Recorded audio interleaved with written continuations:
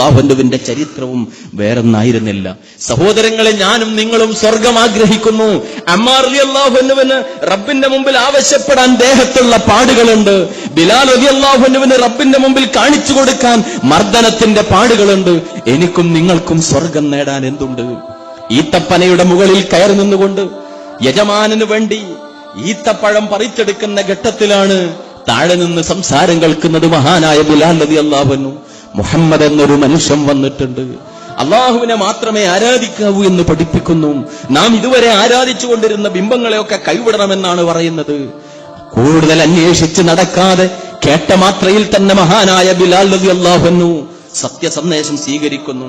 ഉമയ്യത്ത് bin ഖലഫിന്റെ അടിമയായിരുന്നു മഹാനായ ബിലാൽ റളിയല്ലാഹു അൻഹു. മുഹമ്മദ് നബിയിൽ വിശ്വസിച്ചു എന്ന കാരണത്താൽ ഉമയ്യത്ത് ബിലാൽ റളിയല്ലാഹു അൻഹുവിന്റെ കഴുത്തിൽ കയറിട്ടുകൊണ്ട് കുട്ടികളുടെ കയ്യിൽ കൊടുക്കുകയാണ്. ചുട്ടുപൊള്ളുന്ന മരുഭൂമിയിലൂടെ വലിച്ചിഴക്കാൻ വേണ്ടി പാറക്കല്ലെടുത്ത് അദ്ദേഹത്തിന്റെ വയറ്റത്ത് വെക്കുന്നു, കുതിരയുടെ കാലിൽ കെട്ടി അദ്ദേഹത്തെ വലിക്കുന്നു. അങ്ങനെ പീഡനങ്ങൾ വർദ്ധിച്ച സന്ദർഭത്തിൽ ചുട്ടുപൊള്ളുന്ന മണലാരണ്യത്തിൽ കിടക്കുന്ന ബിലാൽ റളിയല്ലാഹു അൻഹുവിന്റെ വായിൽ നിന്ന് നുരയും പതയും വന്നുകൊണ്ടിരിക്കുന്ന സമയത്തും അദ്ദേഹം പ്രഖ്യാപിച്ചു, അഹദ് അഹദ് അഹദ്. ആ സമയത്താണ് മഹാനായ അബൂബക്കർ സിദ്ദീഖ് റളിയല്ലാഹു അൻഹു കടന്നു വരുന്നത്.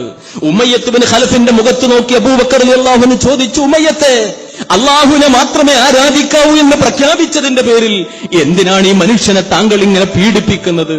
ഞാൻ 100 ദിർഹം തരാം, ആ മനുഷ്യൻ എനിക്ക് വിൽക്കാൻ തയ്യാറായി തീരുമോ?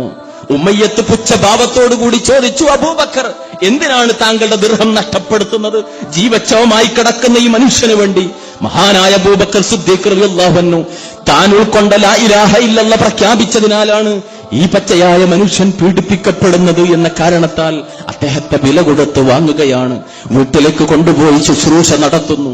അല്പമൊന്ന് സുഖം പ്രാപിച്ചപ്പോ അബൂബക്കർ റളിയല്ലാഹു അൻഹുവിന്റെ കൂടെ ബിലാൽ റളിയല്ലാഹു അൻഹു റസൂലിനെ കാണാൻ വേണ്ടി പുറപ്പെടുകയാണ്. മഹാനായ റസൂലുള്ളാഹി സ്വല്ലല്ലാഹു അലൈഹി വസല്ലമയെ കണ്ട മാത്രയിൽ ഇരു കൈകൾ കൊണ്ടും തന്റെ ഹൃദയ കൊട്ടാരത്തിൽ പ്രതിഷ്ഠിച്ച മഹാനായ റസൂലുള്ളാഹിയെ ബിലാൽ റളിയല്ലാഹു അൻഹു കെട്ടിപ്പിടിച്ചു വാരിപ്പുണർന്നു. ആ സ്നേഹബന്ധം, ആ അംഗീകാരം, അതുകൊണ്ട് തന്നെ മക്ക ഫതഹ് എന്ന ചരിത്രത്തിലെ രോമാഞ്ചജനകമായ സംഭവം, ധിക്കാരികൾ മുഴുവൻ ഇസ്ലാമിന്റെ കീഴിലായി തീർന്ന്, മക്ക ഇസ്ലാമിന്റെ കീഴിലായി തീർന്ന സന്ദർഭം മുഴുവൻ ആളുകളും ആഗ്രഹിച്ചു. ഇസ്ലാമിന്റെ സുന്ദര ശബ്ദം, അല്ലാഹു അക്ബർ എന്ന ശബ്ദം, അല്ലാഹു അക്ബർ ഹയ്യ അലസ്സലാ എന്ന ശബ്ദം, ആ ശബ്ദം കഅബാലയത്തിന്റെ മുകളിൽ വെച്ച് പ്രഖ്യാപിക്കാൻ തങ്ങൾക്ക് അവസരം കിട്ടണം. അല്ലാഹുവിന്റെ റസൂൽ തെരഞ്ഞെടുത്തു ആരെ? അടിമയായിരുന്ന മഹാനായ ബിലാൽ റളിയല്ലാഹു അൻഹുവിനെ. ഖുറൈശി പ്രമാണിമാര് പറഞ്ഞു, ജാഹിലിയത്തിലായിരുന്നെങ്കിൽ നമുക്കിത് ഉൾക്കൊള്ളാൻ സാധിക്കുമായിരുന്നില്ല. അതെ, ഇസ്ലാം അവരുടെ ഹൃദയത്തെ മാറ്റിയിട്ടുണ്ടായിരുന്നു. കഅബാലയത്തിന്റെ മുകളിൽ വെച്ചുകൊണ്ട് ഇസ്ലാമിന്റെ ബാങ്കുലി മുഴക്കി ചരിത്രത്തിൽ ബിലാലുൽ മുഅദ്ദിൻ എന്നറിയപ്പെട്ട മഹാനായ ബിലാൽ റളിയല്ലാഹു അൻഹു ചരിത്രത്തിൽ നമുക്ക് വായിക്കാൻ സാധിക്കുന്നു. റസൂലുള്ളാഹിയോട് ബിലാൽ റളിയല്ലാഹു അൻഹുവിനുണ്ടായിരുന്ന സ്നേഹം കാരണം അല്ലാഹുവിന്റെ റസൂലിന്റെ വഫാത്തിന് ശേഷം ബിലാൽ റളിയല്ലാഹു അൻഹു ബാങ്ക് കൊടുത്തില്ല. കാരണം അദ്ദേഹത്തിന് കഴിയുമായിരുന്നില്ല.